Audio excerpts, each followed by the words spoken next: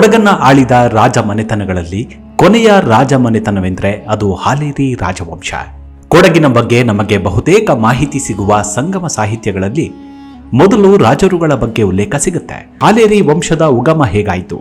17ನೆಯ ಶತಮಾನದ ಆದಿ ಭಾಗದಲ್ಲಿ ವೀರ ರಾಜನೆಂಬ ಇಕ್ಕೇರಿಯ ರಾಜಕುಮಾರ ಜಂಗಮ ವೇಷದಲ್ಲಿ ಕೊಡಗಿಗೆ ಬಂದು ಮಡಿಕೇರಿ ಹತ್ತಿರದಲ್ಲಿರುವ ಹಾಲೇರಿಯಲ್ಲಿ ನೆಲೆಸಿದ. ಇವನೇ ಹಾಲೇರಿ ವಂಶದ ಮೂಲ ಪುರುಷ. ಹಾಲೇರಿ ರಾಜವಂಶ ಸುಮಾರು 1633ರಿಂದ 1834ರ ಅವಧಿಯಲ್ಲಿ ಕೊಡಗಿನಲ್ಲಿ ಆಳುತ್ತಿದ್ದ ರಾಜ ಮನೆತನ. ಈ ವಂಶದ ರಾಜರು ತಾವು ಚಂದ್ರವಂಶದವರು, ಆಶ್ವಲಾಯನ ಸೂತ್ರ ಋಕ್ ಶಾಖೆಯವರು, ವೀರಶೈವ ಮತ ಧುರೀಣರು ಎಂದು ಕರೆದುಕೊಂಡಿದ್ದಾರೆ. ಈ ಅರಸರು ಒಡೆಯರು ಎಂಬ ಉತ್ತರ ನಾಮವನ್ನು ಬಳಸ್ತಿದ್ರು.